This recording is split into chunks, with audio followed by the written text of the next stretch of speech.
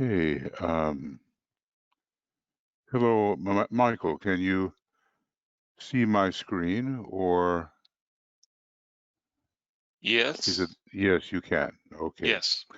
Well, hi everybody, and welcome to our 100 and I think it is 163rd meeting of the Glamour work, where we attempt to dissipate world glamour, and particularly right now, as it is focused in the United States, which has worldwide repercussions. Um, we have started a new series of programs, which is sort of phase 2 of our work to assist um, with a free and fair election, which straightforwardly honors the will of the people. This is still a dangerous time, and mostly because there are certain manipulations that are being attempted by the side which represents demagoguery and blind idealism. And the idea there is to um, delay the certification of votes by certain within certain states that are important states, Republican states mostly. And if through a great number of lawsuits, the certification can be delayed beyond a certain point, I believe it's something like the 20th of November. Someone can correct me if I'm incorrect. It's about a week from now. If that certification is delayed, then the state has the right to choose its own electors. And in these Republican states, they will be electors who will vote for the divisive forces. And the danger is, of course, that the election can be stolen. We do have some good news here, that the traditionally red state of Arizona has flipped toward the blue, and it looks like there's no present mathematical possibility of that state going red, unless, of course, there are manipulations, and Arizona would be one of those states, I'm sure, in which manipulation was attempted.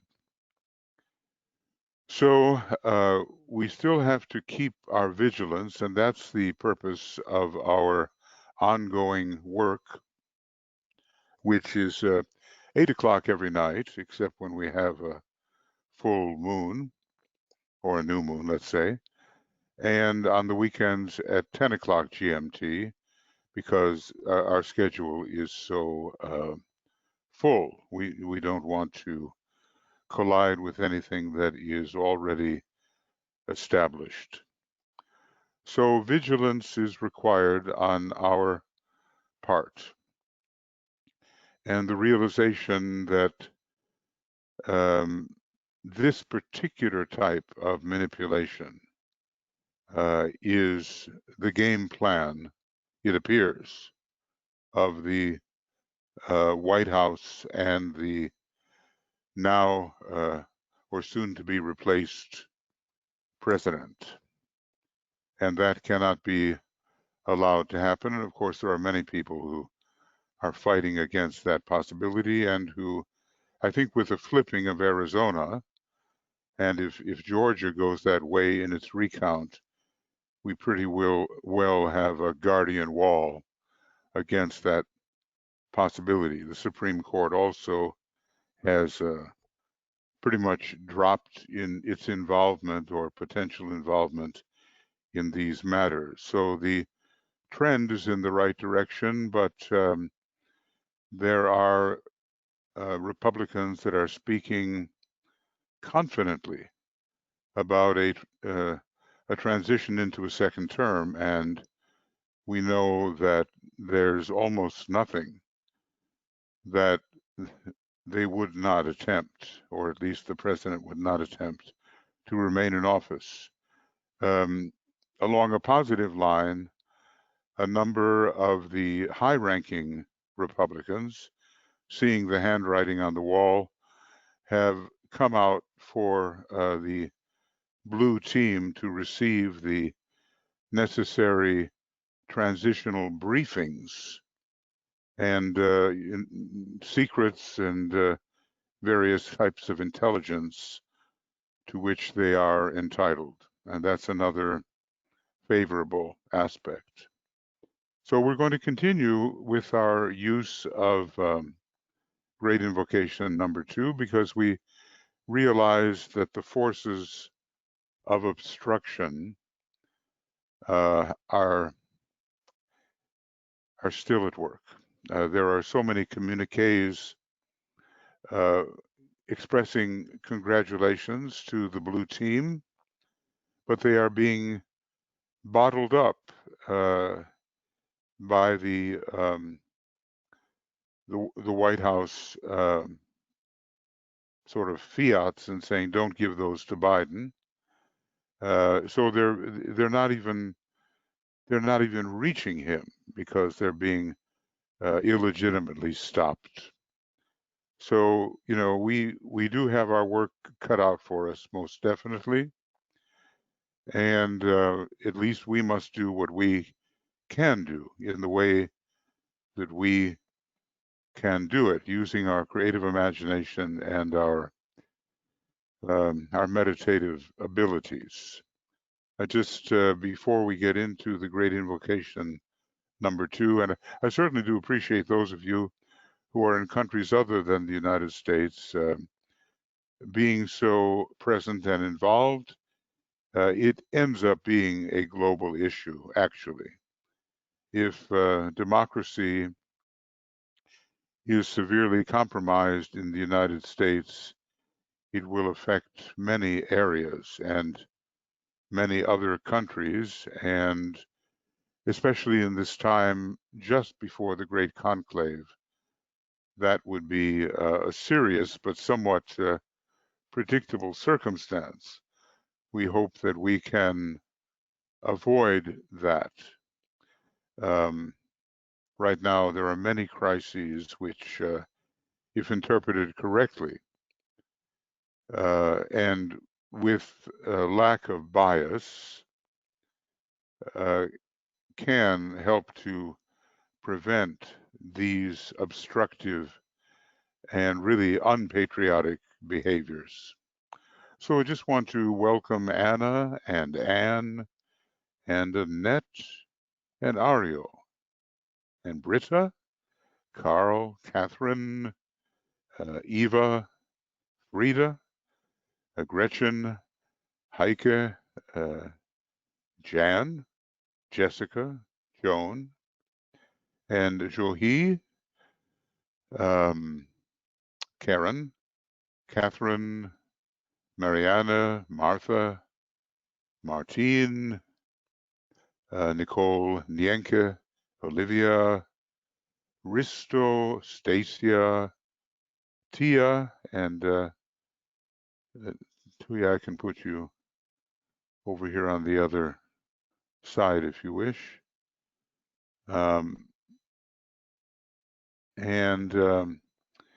Tia, yes, and Ivan and Zenaidi. And over here on the staff side, Michael and Joe and Tuya are found there and helping me keep the matter straight.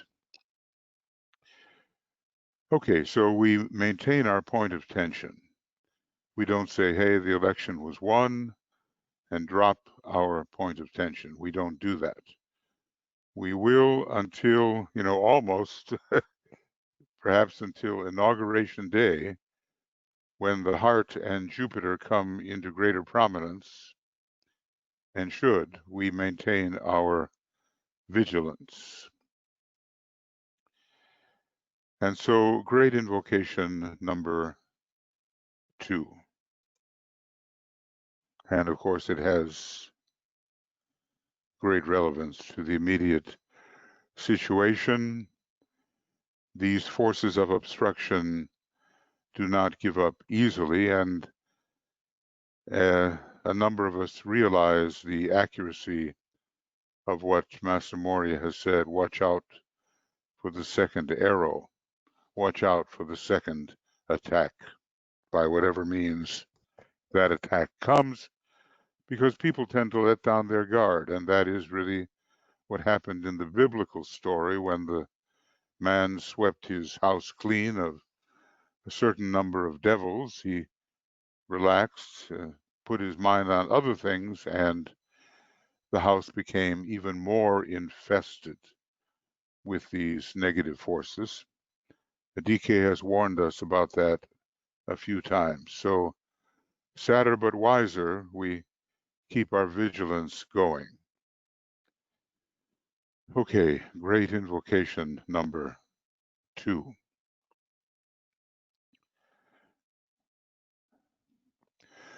Let the Lords of Liberation issue forth. Let them bring succor to the sons of men. Let the rider from the secret place come forth, and coming save. Come forth, O Mighty One. Let the souls of men awaken to the light, and may they stand with massed intent. Let the fiat of the Lord go forth. The end of woe has come. Come forth, O Mighty One. The hour of service of the saving force has now arrived.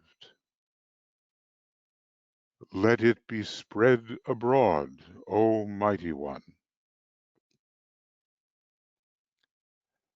Let light and love and power and death fulfill the purpose of the coming one. The will to save is here. The love to carry forth the work is widely spread abroad. The active aid of all who know the truth is also here. Come forth, O Mighty One, and blend these three. Construct a great defending wall. The rule of evil now must end.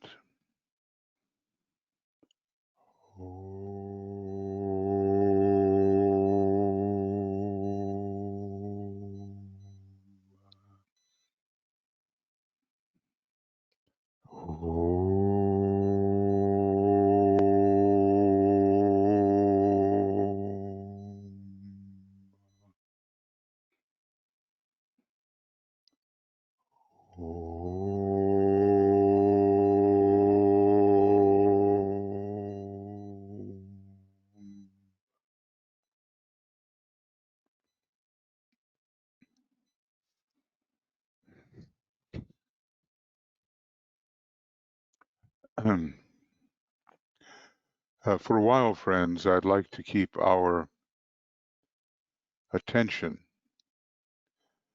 on this situation. I don't, for about a week or so, about that. I don't want to launch into other things and take our mind away from the glamours which have captivated maybe more than 70, almost 72 million people working under the spell of glamour. And that essentially what that means is working on behalf of the dweller on the threshold rather than the angel of the presence. If you really look at it, this battle being fought out, DK predicted it, the battle for democracy, is a battle between the angel of the presence of the United States and its dweller, which is a very powerful dweller, since one of the anchor points of evil is in the United States, part of a triangle of evil involving the Middle East and an undisclosed point in Central Europe. We could speculate what that is, but it's enough to know that it is.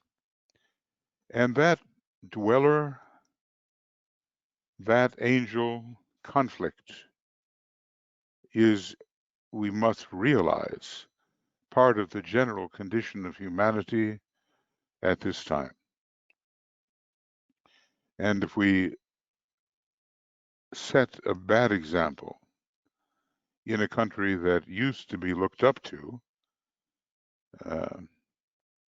as it is said, the divisive red energy has managed to humble the United States, or maybe humiliate would be a better word, rather than making it great again. It all depends on what we think greatness really is. And if we don't conform to the good law, and we don't love the good, the beautiful, and the true, and we don't seek to bring the divine plan into some kind of expression, at least within our range of possibility, then how can we talk about greatness? We can only talk about ego, lower ego inflation, and a narcissistic preoccupation with one's reputation due to an inherent psychopathology which is turned into sociopathy and has no place in at least what used to be the national leader of the so-called free world. So Master Moria said, and at the time I was reading it, I didn't apply it to the United States. He said, countries can fall very fast, depending upon their leadership. And we witness the truth of this matter now, and we hope for a redemption, a repentance, a turning around, as it were, a reversal of the wheel applied to the national discourse. And if that can occur, it will have salutary effects upon the entirety of humanity. But we, students of esotericism, unlike maybe what was done in the 1930s when there was hope to avoid the precipitation of that terrible war, we must not fall into that trap, but must keep our point of tension until our canoe has passed through the violent rapids into more serene waters. There's no question that when the Christ reappears, a period of serenity under the second ray, maybe not immediately, but eventually, will emerge. And Satan, not in the sense that some of the six-ray fanatics are using that idea right now. Some people are really, going off the wall with that. But in terms of the combined forces of the personality, which work against the dweller on the threshold, which work against the angel of the presence, that type of Satan, that type of devil, whatever you want to call it, will be symbolically bound for 1,000 years, but we have to get there. And these are perilous days. Even though the personality rebellion staged by Mars is violent and associated by many with the present occupant of the White House, it may simply remain and be fed by those negative forces. So the president may change, okay, and we trust that this will happen. But the rebellion against the angel is operating now and into the future with the passing out of the sixth ray and all the insecurity it causes among those who are primarily conditioned by the sixth ray. And of course, the drama is right there in the US with its second ray Aquarian soul and its sixth ray Geminian personality. That is the Civil War. That's it. The Civil War took place 150 years ago, 160 years ago, and it was Mars in the sign Gemini in the chart of the United States, which was the energy behind that Civil War, the warring brothers, the blue and the gray. Well, the blue is pretty consistent. Now it's the blue and the sort of murky red, the dark red of Mars, the non-sacred red, as DK informs us on page 420, 421 of Esoteric Psychology 1. It's the non-sacred color of the sixth ray. So now it's the blue and the red, another subjective civil war. And that war may well continue, aided and abetted by a former occupant of the White House who looks for some way to stay in the public eye. I do have a bit of a prediction. There is and I wonder if I can show it to you. Let's see here. I want to bring the Esoteric Astrology program up. Solar Fire, wonderful program. If you don't have it, you'll want to have it. Yes, we're heading into the new moon. The moon has entered Scorpio, as we may see, and the sun is there too. So shortly we will have our new moon meditation and celebrate the Scorpio new moon, but it can be a kind of triumph of shambolically originating forces.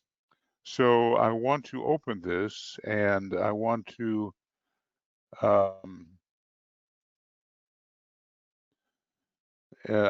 find Mr. Trump's horoscope. And this is more or less it. people can debate whether he has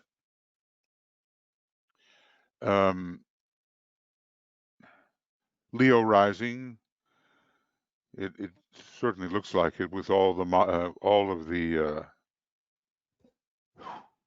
hair stuff going on. You know, the Leonian man. There's so many indications, but it's a blend of Leo and Virgo. You know, giving the germaphobe attitude and certain types of fastidiousness which are unhelpful. But anyway, here's our Mars, powerfully rising right on the ascendant. I don't know what the Sabian symbol says about it. Well, I hope it's daybreak in the sense that we will understand how to have a new regime. So anyway, it's either 0 Virgo or 29 Leo, and I think 29 Leo is pretty good. Now, what I see ahead, I guess any astrologer would see it, is that if we make a quad wheel out of this, we will notice that Mars is here at 27 degrees of Capricorn now. But I hope you can read this. I know it's a little small, okay? If I go ahead a few years, I wish it was sooner than later,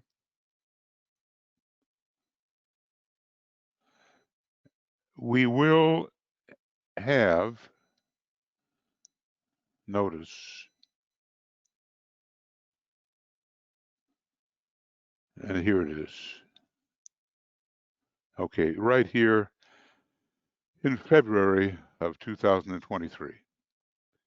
It's too far ahead, of course, but that's when it is.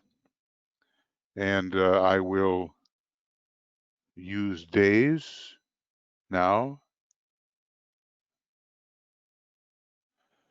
And approximately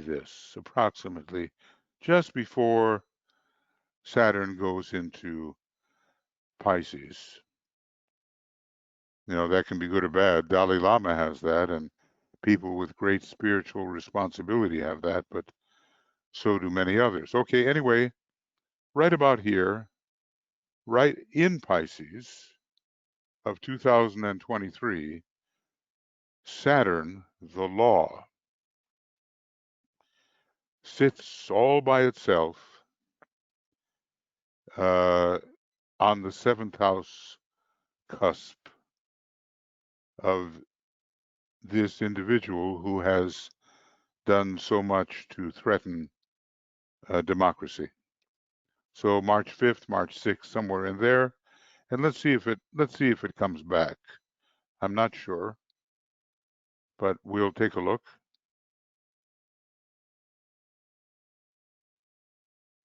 No, that's it.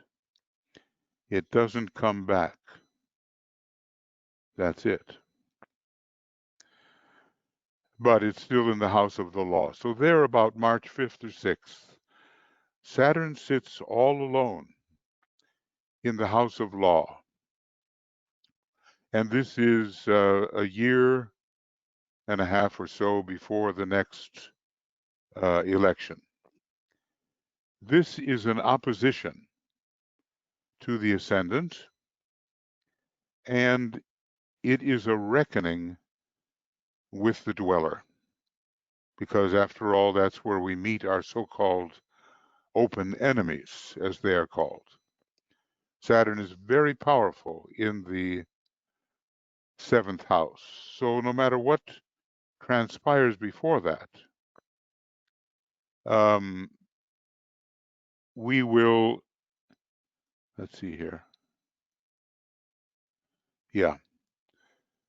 We will begin to see that the many lawsuits the crimes which have been committed, really criminal activity and so forth, there will be a reckoning in the chart of this individual at this time. Saturn will be there, and a great facing of consequences will be there. Now, I don't think there's a way to escape from that, and I think it will have a considerable effect on whether or not the same individual runs again for the presidency in 2024. Now, this does not mean that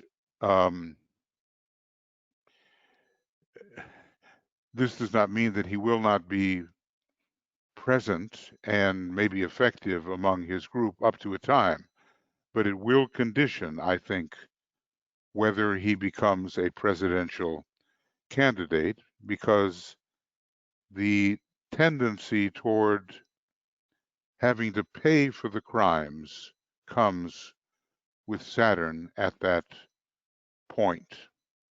Now we'll have to see how that, how that actually works out, and there's no question about it, it is ahead of us by about 2 years and a few months. So there's not too much we can do or say about it, except to continue to observe. At the same time as this happens, transiting Pluto is in this quincunx or refining aspect, a frictional refinement to the ascendant. Notice, here is Pluto 150 degrees from the ascendant. And there are probably other things that one can see, but there will be a reckoning. And what has happened here is that the progressed ascendant has moved finally into Scorpio. So if we go back a year or so, 1 and 2, well, as a matter of fact, it's moving, this is it. It's moving into Scorpio right now. His progressed ascendant moved into Scorpio at the period of the election. So, Scorpio is a sign of triumph, of course, but it's also a sign of deception. Let Maya flourish and deception rule, and of, basically underhandedness and the exaltation of the dweller. People have to beat their dweller, and the battle is often found when Scorpio is prominent. We know now that there is no attempt to win over the dweller. So right now, there has been a movement of the president's ascendant into the sign Scorpio. And that, I think, tells us something about the methods being used at that time and will continue to be used. However, Saturn is the planet of justice and karma, and it is just about 2 years from its reckoning at the seventh house. So we have to watch. Of course, I could look at Biden's horoscope here too, as well. I'm not going to do that right now. We will keep our hopes high, because a decent person who is actually truly spiritual, in the sense of being a humanitarian, and in the sense of having suffered enough to be compassionate, has much hope connected with him. But we now have to go into the protective mode and every day see the solar angel, what can I call it? The angel of the presence of humanity's soul protecting the two candidates who are now president and vice president elect, Joseph Biden and Kamala Harris. By the way, someone pointed out it's really interesting, KH, at least by initial, Kamala Harris seems to be connected with those letters, and those letters, you know, are important to us.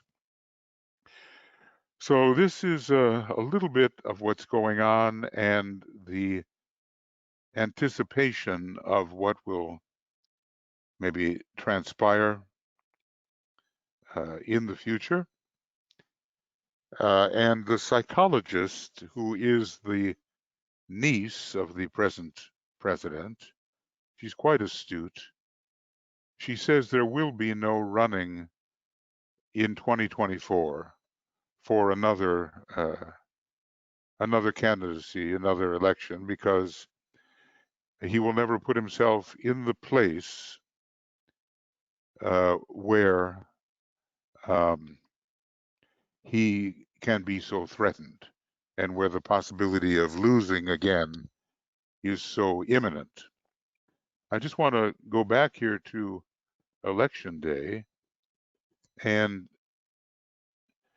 I just want to say that if we look ahead a little bit, we will also see progressed Uranus, which changes the structure of everything, approaching the ascendant.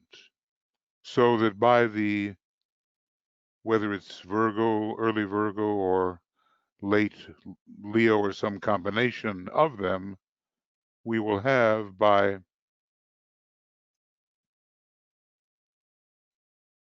well, it's in orb, all through the early part of 2020. It's even, let's see where we are right now. Yeah, it's even in orb now, as you see. So Uranus in the directed chart is basically crossing the ascendant for 2 years. And that is a complete change of structure. Things do not remain the same in terms of the structure through which one is living. So with that, with the progressed ascendant entering into Scorpio, let's see, let me just check this. 1, 2, 3. Okay, when did it? Yep, that's it. Right on, right after Halloween, on November 1st. And, you know, we have to be a little bit approximate here because we're not exactly sure of the time, but approximately November 1st, approximately on Election Day, the progressed ascendant for this individual entered into Scorpio. Yeah. Okay. Well, that's a look at how things may go in the future and the kind of reckoning that comes when you consistently lie and break the law and basically bring a country down with you. As people have been warning, the burn the house down type of mentality, which can prevail. All right, now I will, so things are a little different. We're going to meditate today on glamour of blind idealism and the manipulation which demagogically supports that. But let's, for a little while, your thoughts on any of these matters. This is the time to have our discussion.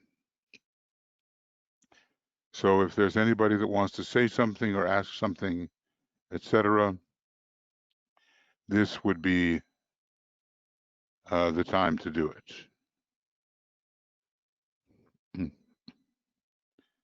And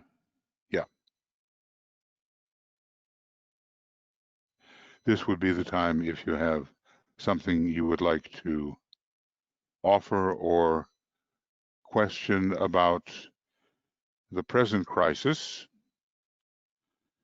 I wouldn't take so much time with this if it were not a real crisis within humanity, not to mention the astronomical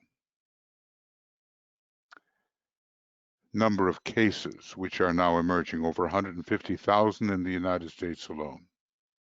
And the deaths are always over 1,000 a day. Does the present occupant of the White House care? It doesn't look like it.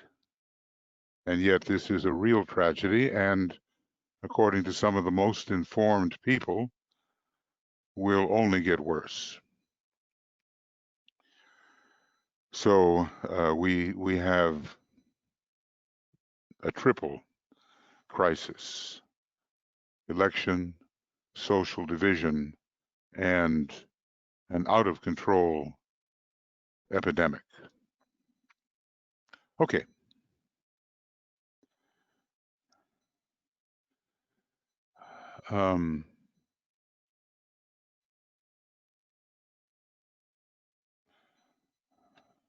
Let's see. Let's see where are we right now? November 19. Actually, you know that moon there, Ann Parker. There's a progress moon and a directed moon. So here is the progress moon. It's in Virgo. The directed moon, as you're indicating, is in Pisces, and that, of course, it stays there for another 28 years. So that's a little in this fourfold chart. The main chart is in the center. The progress chart is the second. The solar arc directed chart is the third, and then comes the transits. But no question, the Pisces Neptune is part of the pralaic situation which is now existing for the sixth ray Piscean civilization, for which the United States is the heir. I mean heir, H-E-I-R. It has inherited that civilization and all the pralaic implications as well. Okay, Michael, are you there? Okay, yes, I am here. Okay, I'm not hearing very well. It seems a bit faded. There, now it's getting better. Yeah, had to move the microphone down by my mouth. Well, why not? Now, when you get to the point where you can put it on your forehead and we hear the words, you've arrived. That's right. Okay, so I did answer Ann Parker's question, and now there's some other things. Jan has written, Sabian's symbol for last degree of Leo is an unsealed letter. Very appropriate information of his form of communications. What are your insights of this long retrograde position of Mars during this, and now turning direct tomorrow? Will that help or further hinder? I think it will. I think it will swing more people into progressive action. Even even the leading members of the Senate, let's say Lindsey Graham and Mitch McConnell, and maybe a few of the others who are desperately hoping for a Trump victory, have said that Biden must now go forward in receiving the necessary intelligence. So, the regressing Mars, retrograded Mars, you kind of dig in your heels and things become quite stubborn. I think maybe we'll see some movement along the right line with Mars. Of course, it doesn't mean that the fight engineered in the White House will be any the less. Maybe it will become more overt, but I think some progress will come. And maybe some more overt action, because usually, with regressive Mars or retrograde Mars, you may hide your initiatives from others. Now they may come out more boldly on both sides, and everyone will really see what is at stake.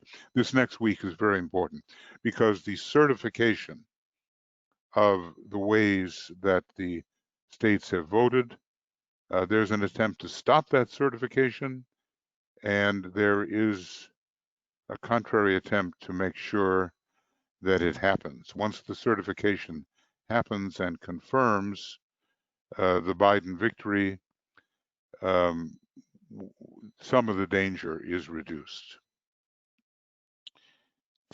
And then Yvonne has written that yesterday CNN called him a sociopath.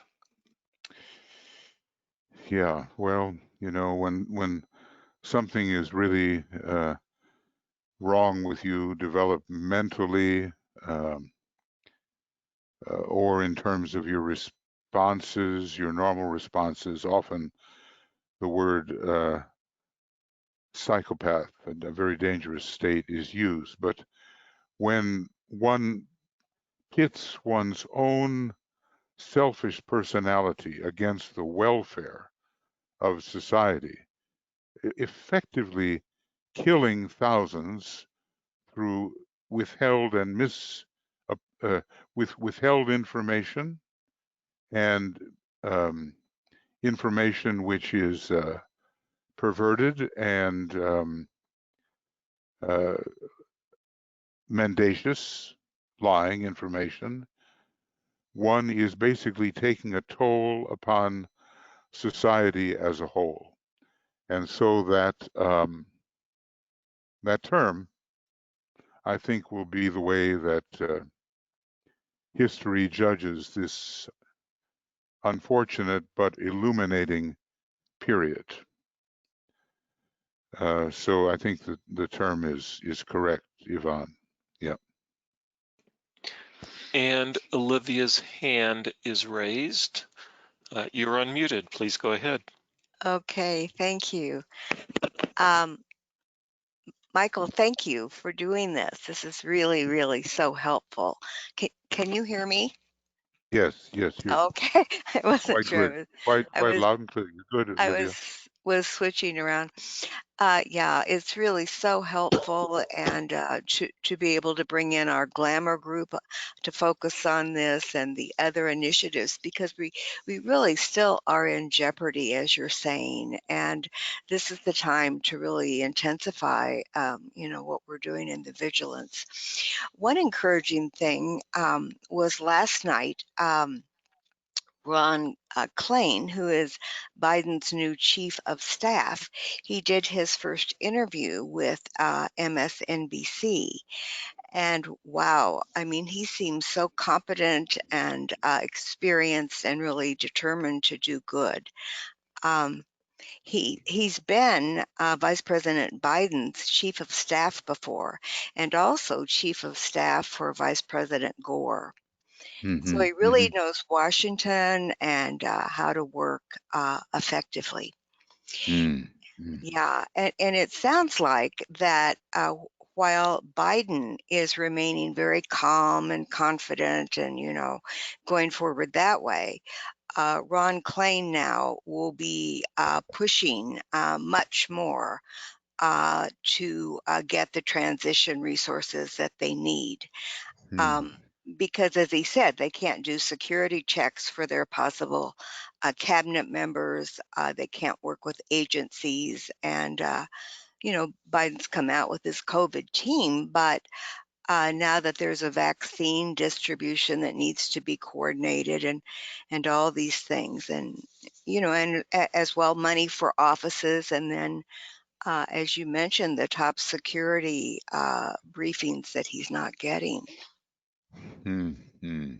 Absolutely. Yeah. Yeah. Well, the underhanded quality of the initiatives of the Red Group are staggering. I mean, people are just dropping their jaw at the dishonesty, the kind of blatant um, uh, attempt to take the election away from the voice of the American people and manipulate it into the favor of the present president. It's staggering, people, how dishonest it really is. But the trends, well, we cannot relax, but the trends do seem rather relentless. Was there something going on the 14th of December that is one of those final dates? I'm trying to remember. I don't know if anybody knows that, but somewhere in the middle of December was one of those important dates. Did it have to do with the electors voting or something of that nature? Does anybody know?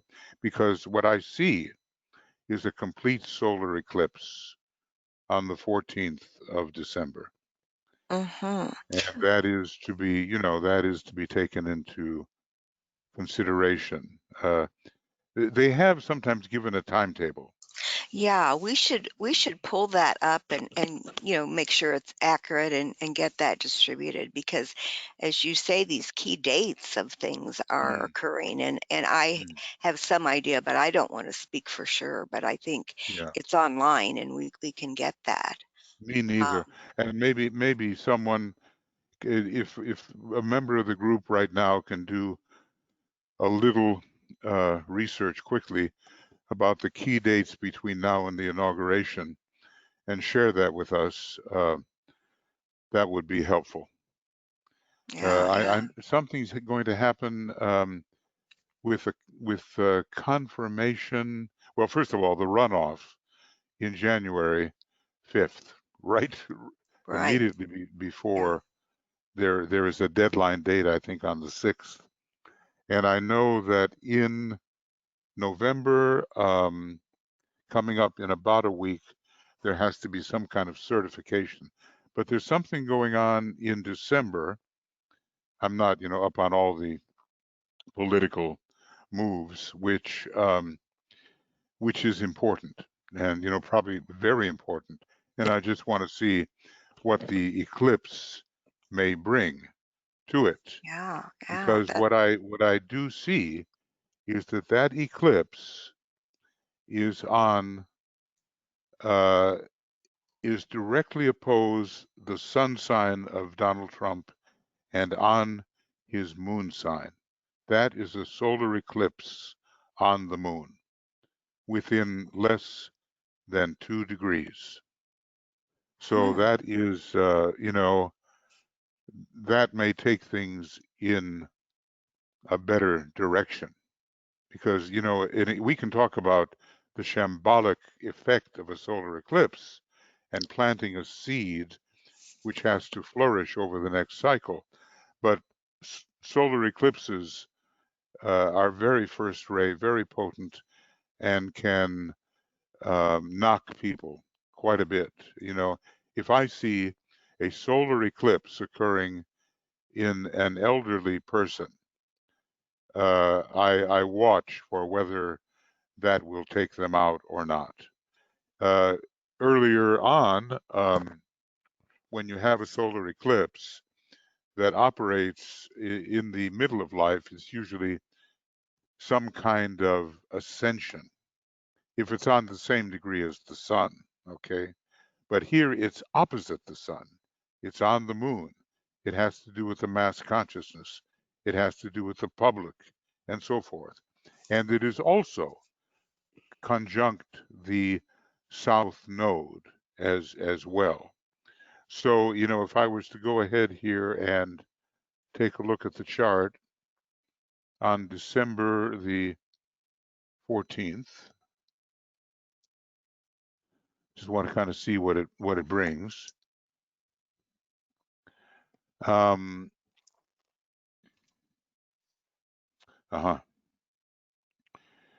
Well, there's not many changes to that.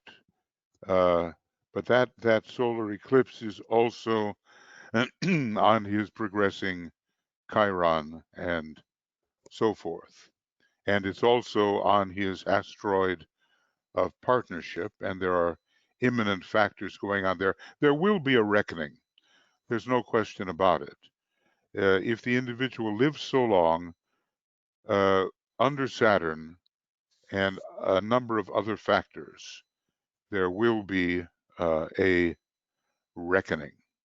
And at that same time, we have Saturn occupying a position which is quincunx 150 degrees to the ascendant. It's right over here. Of course, Jupiter is also there, and that speeds things up whichever way it goes. And here is again Uranus at the 29th degree. So the quincunx is a frictional aspect which necessarily brings adjustment. And I think it is predicted, at least by the former, you know, the lawyer that's in home, what, stay-at-home jail, what can I call it, Michael Cohen. He thinks that there will be a retreat to Mar-el-Lago from which the present occupant will not issue forth for the inauguration, which would be like, you know, unbelievable. But talk about putting one's personhood before the welfare of the country. Okay. Right. Well, as long as he leaves, you know, Yeah, yeah, just yeah. leave. Hey, Michael, what does January 5th look like for him? That's when, of course, we have those two Senate runoff elections, which will determine control of the Senate. I'll tell you what, let me, I think I would have to, I'd have to start a new chart to do that. And maybe the thing that I shouldn't get into it too intensively right now. Let's just say Washington, District of Columbia.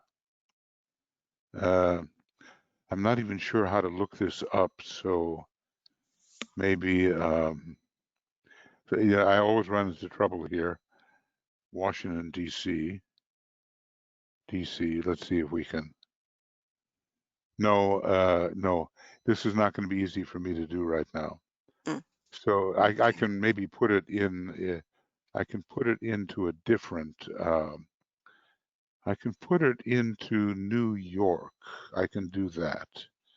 And so that is 5 January 2021. And we'll say New York, New York. That ought to be enough, because certain things will simply be what they are. And we can just take a look at the day for that runoff, and we can, because it's on the same timeline as Georgia, we'll just say 8 in the morning. And let's see if I get anything out of that. Okay, so, but I'd really have to examine that with a little bit of care. Okay, so that is the day. Oh my goodness, it's the day of decision, isn't it? The moon is in Libra. No question about it. Wow. And Saturn and Mercury, Saturn and Jupiter are conjuncted in Aquarius. I think, you know, and see let's see, what is the capital of Georgia? Is it Atlanta, right? Yeah. Yes. Yes. Let me see if I can do it that way. So I'll edit this and we'll say Atlanta, and GA should be Georgia, and let's say 8 o'clock in the morning. I don't know when the votes begin. And I don't know if they have pre-votes either.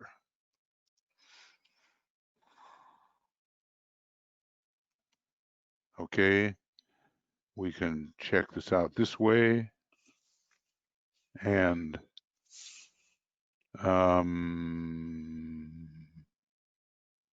okay, well, that's you know, sunrise in Georgia, and I'm not sure exactly what time they begin. But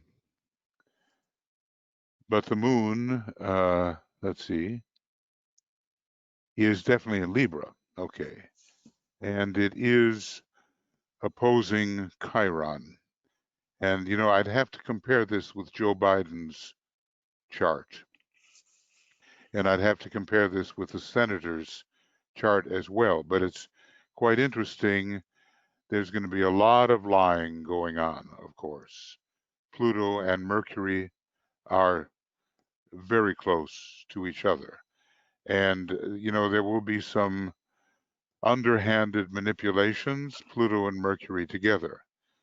There will be Jupiter-Saturn conjunction over here in Aquarius, and it will be decisive for the soul of America in the short term, which is ruled by Aquarius, because these two planets together, both of which are powerful in Aquarius, are kind of offsetting each other. One of my friends, a very good astrologer, you know, Dr. Finn from Denmark, he said, this is the nuclear clash, he called it, the nuclear clash.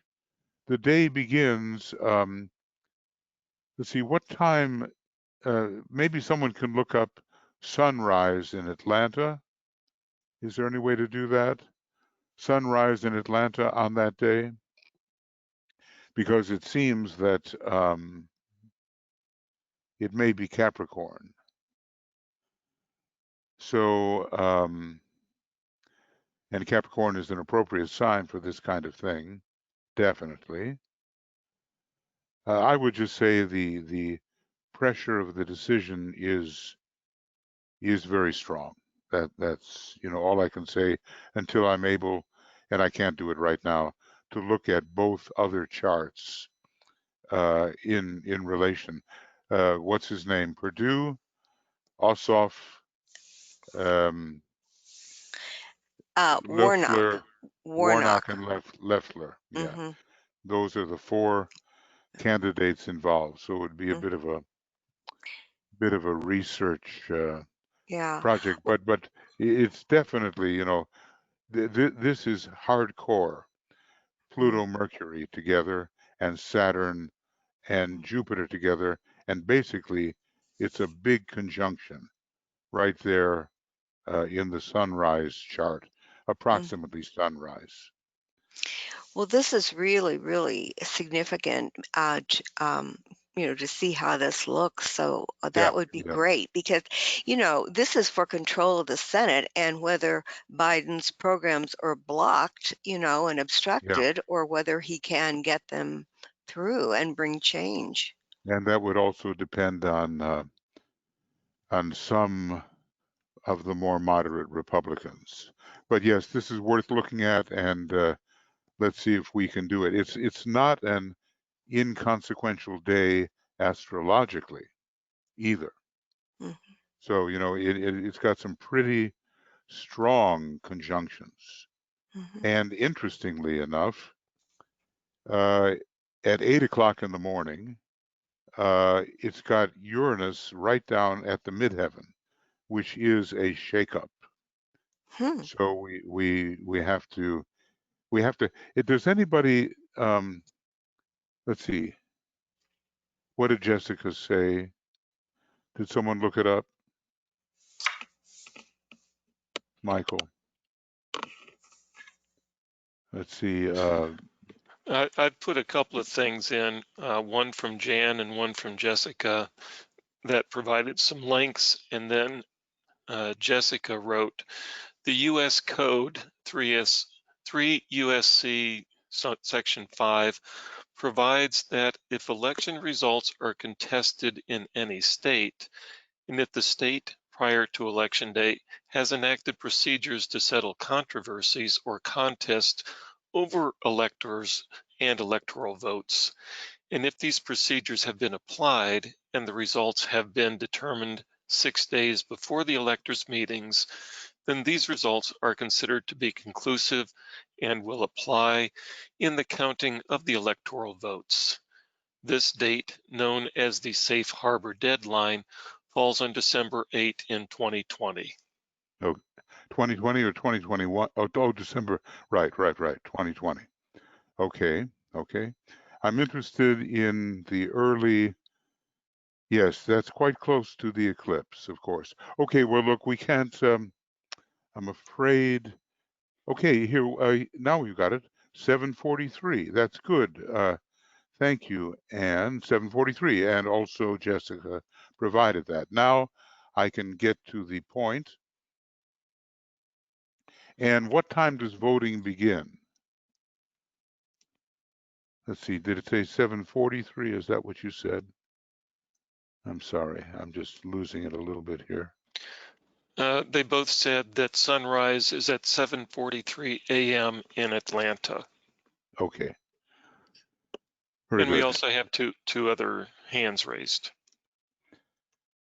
Okay, well, I just want to, I think I cannot go on much longer here because we have a meditation, which we must do. Okay, well, that's sunrise for the day.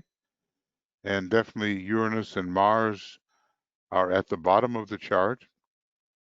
And the midpoint is the IC, Imam Cheli, at the bottom of the chart.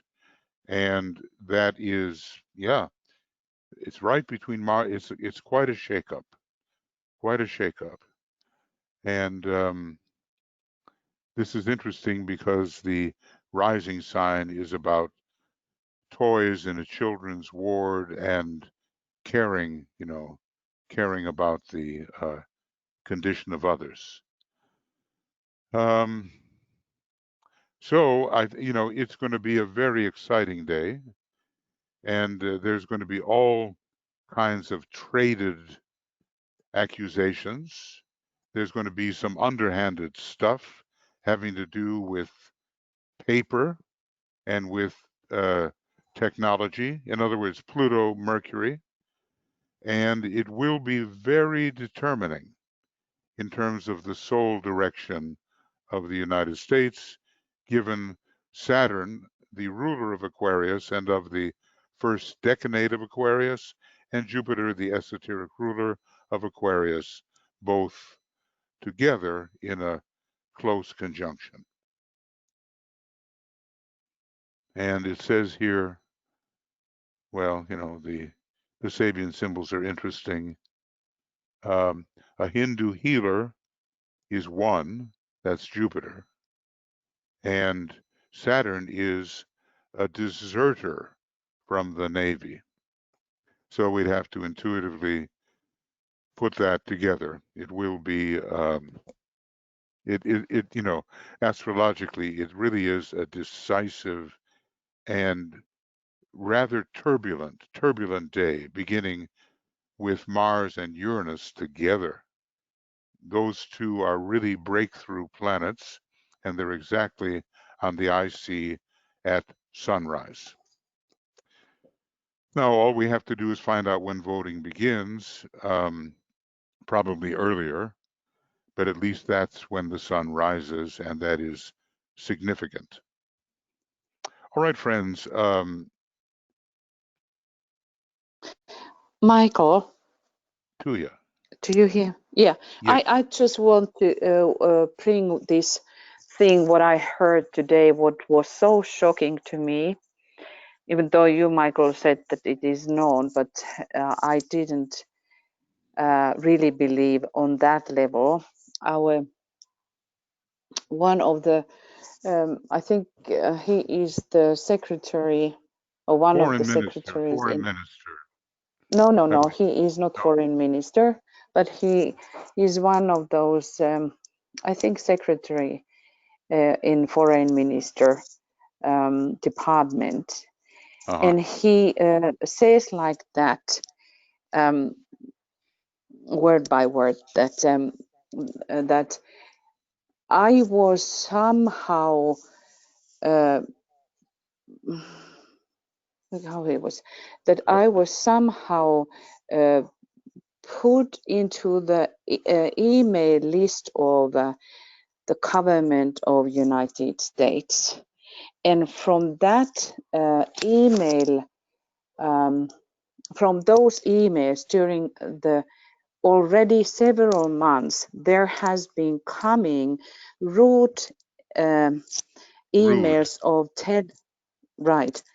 emails of telling about the coming election, and that the election, what is coming up, has to be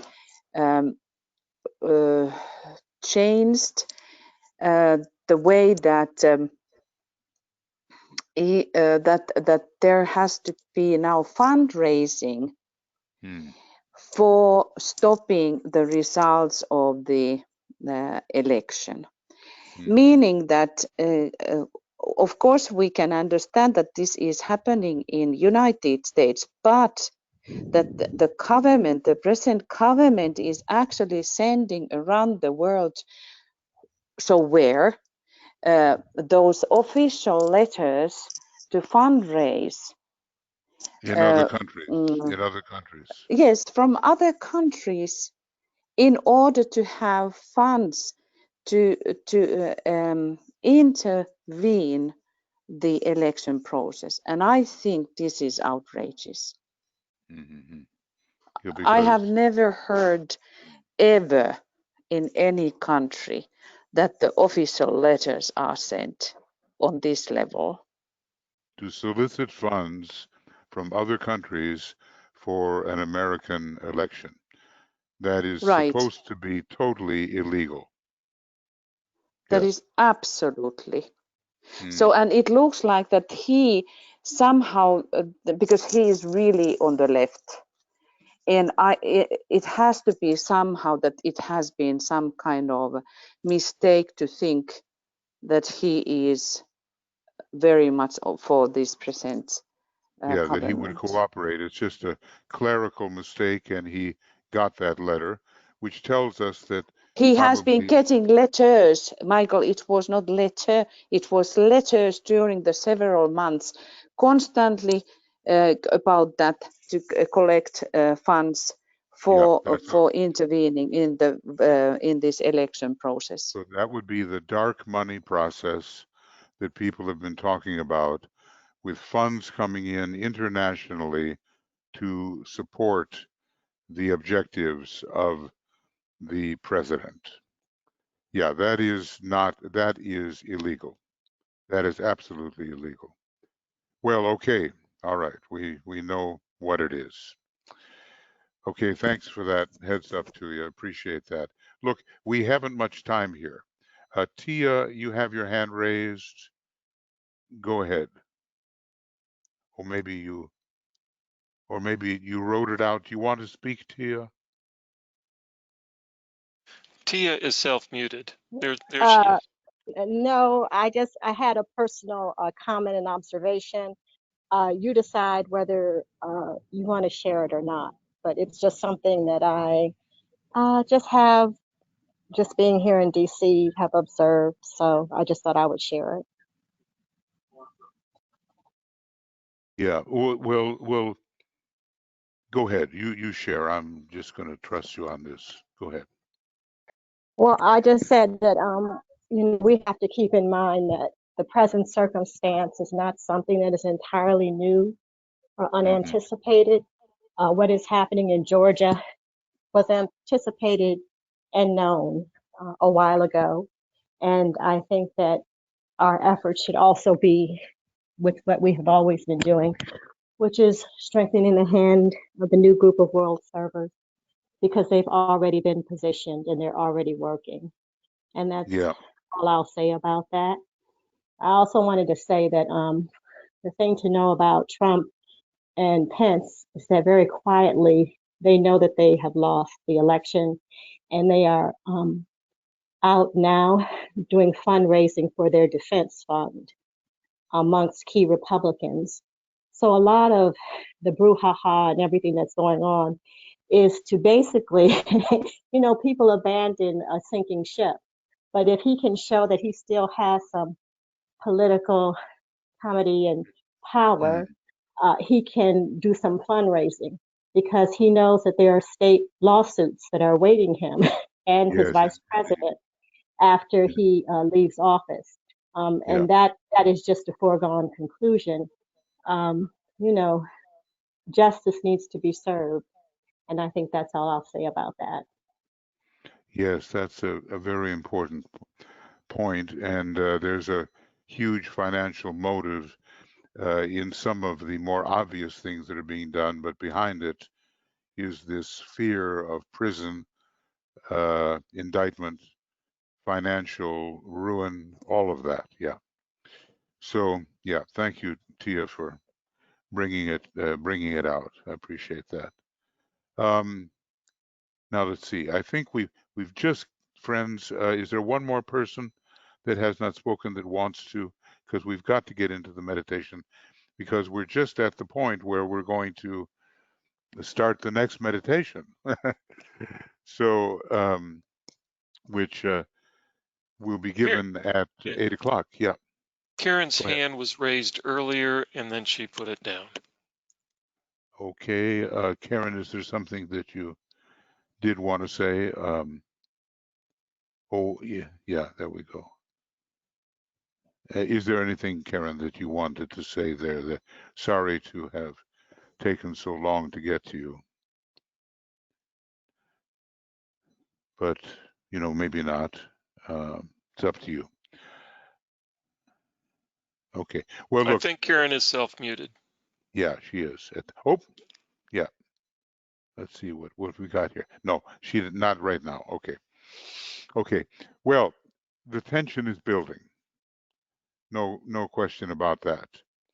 And the really important thing is, as a group of esoteric students of esotericism who knows a little bit of something about soul values, we have to do everything we can to support the sustainment, the continuity of soul values in this very fraught situation.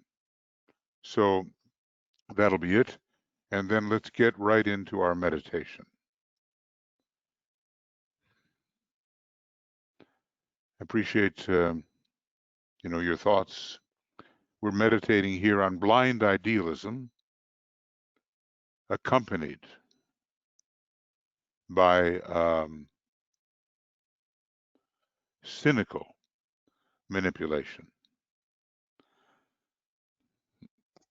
So the truth just can't get through, because the people being reached are so emotional and so blind to the wider issues. And it's a combination of the third ray and the sixth ray, with the power of the first ray behind it. So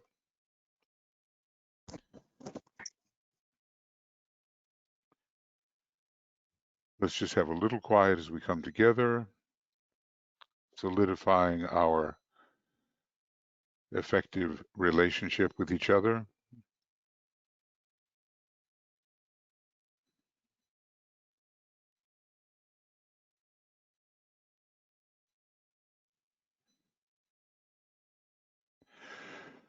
We know what we are doing and why we are doing it. And this is an intense time, and we use the protective formula.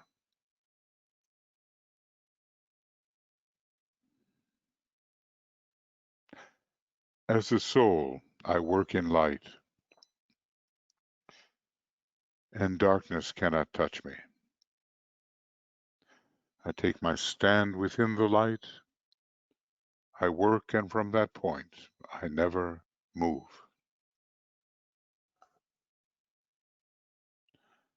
And before the whole group, this cross of divinity. We bring the triple light together as we're accustomed to doing. The vital light of matter, the light of mind, focusing on the mental plane.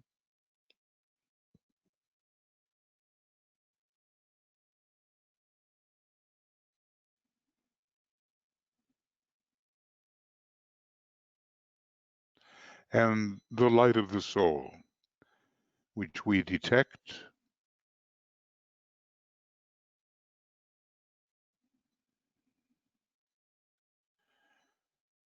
bringing in the basic vibration of love, wisdom, whatever our soul ray may be, and of seeing things in a truer perspective. So all three lights come together.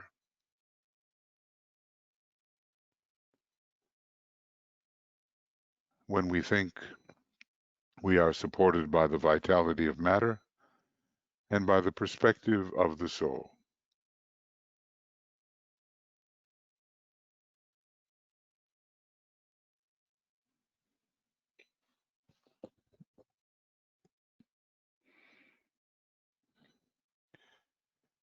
And we say, followed by the sacred word,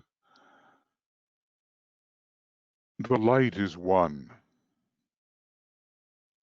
and in that light shall we see light. This is the light that turns the darkness into day.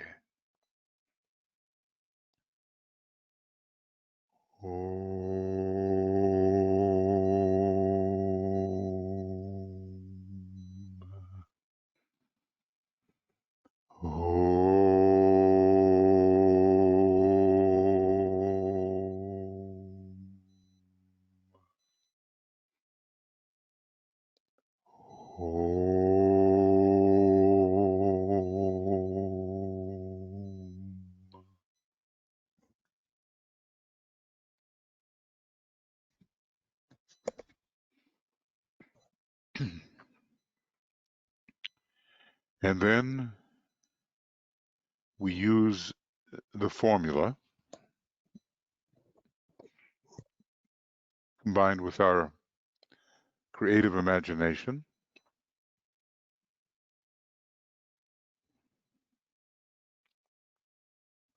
Radiance are we, and power. We stand forever with our hands stretched out, linking the heavens and the earth, the inner world of meaning and the subtle world of glamour.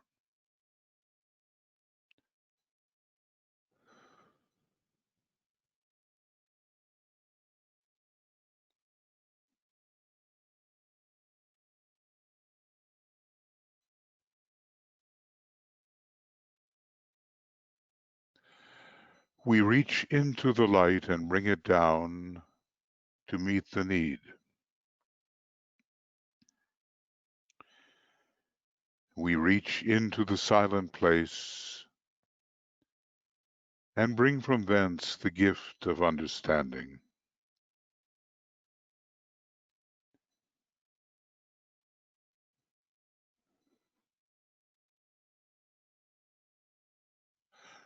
Thus with the light we work and turn the darkness into day.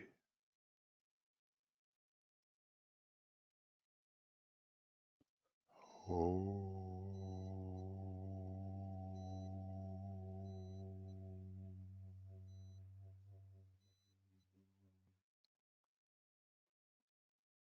And we visualize that great searchlight arising from the triple light as one, and it moves out onto the astral plane, the beam, to dissipate the obstructions of glamour. We invoke the spiritual will to strengthen that beam.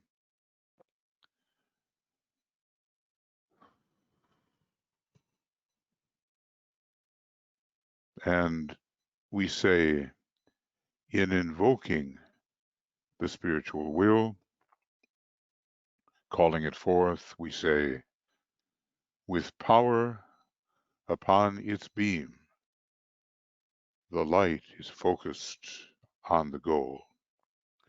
That goal, the dissipation of blind idealism, accompanied by cynical manipulation.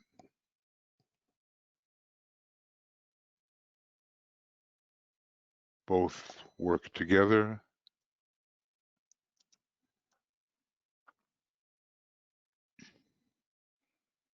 to create an untruthful situation. And glamour dies in the presence of truth, we know.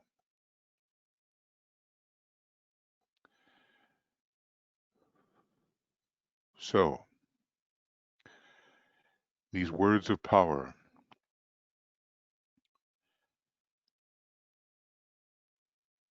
the power of our united light, prevents the appearance of the glamour of blind idealism, accompanied by cynical manipulation,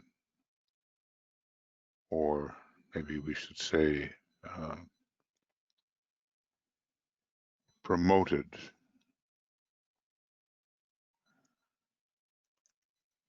by cynical manipulation.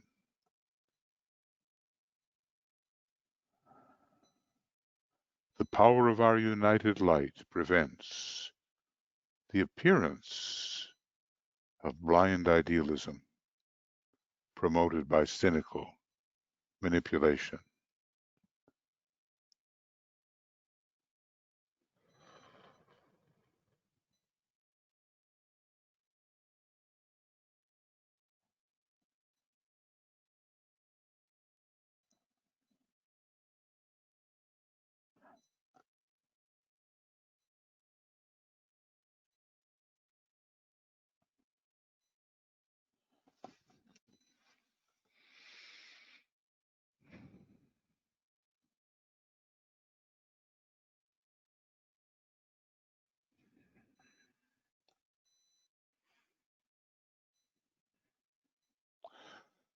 We're looking for a more reasonable, rational response in so many millions who apparently are swept away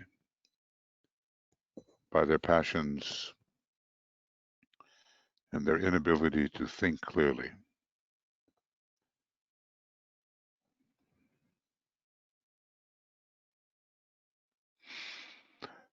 The power of our united light negates the quality of this glamour from affecting humanity.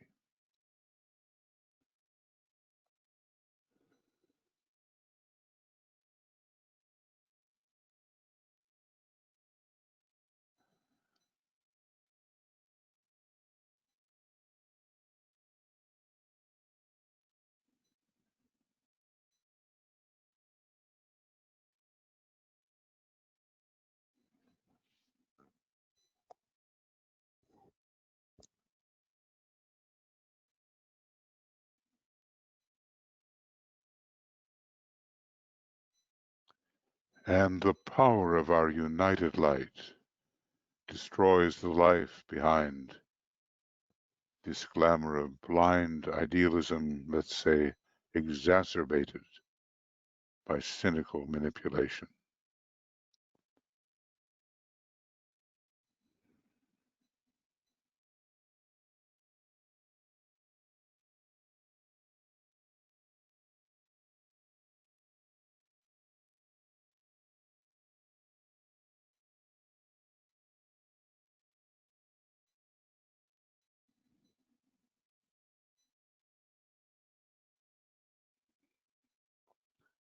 And we can already feel the glamour weakening. It's showing up in the insistence by many who are highly placed that the well-established norms be observed. So let us take our 5 minutes of silence as we usually do. Silence and intensity of purpose as we see this work of weakening the glamour among so many millions and among those who demagogically manipulate. We see this glamour weakening.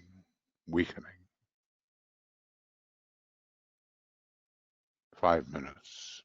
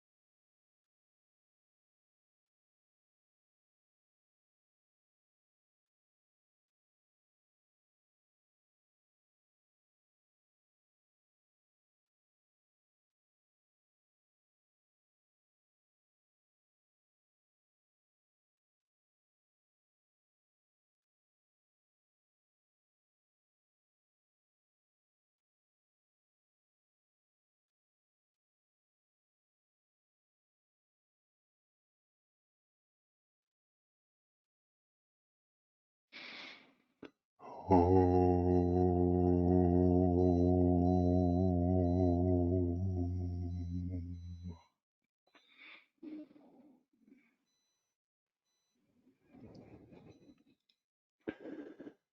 the clouds and the veils, they are lifted, they are dissipated, and the situation of greater truth, represented by the sun, prevails. We withdraw our beam from the astral plane, from Kamamanas, and the lights go back to their proper places.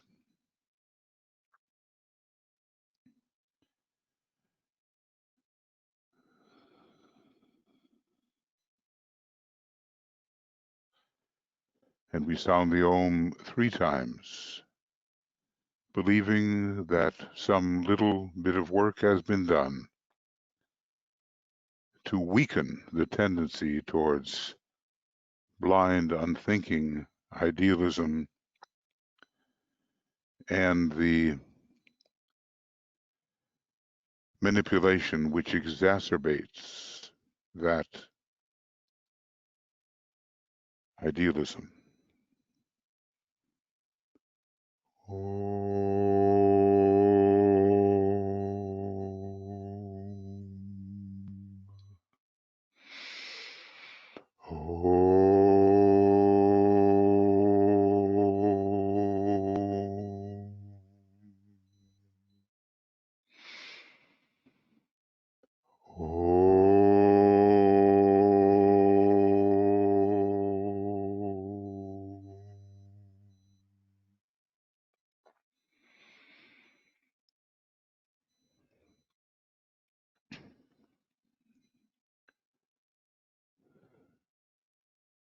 Friends, we all want to thank you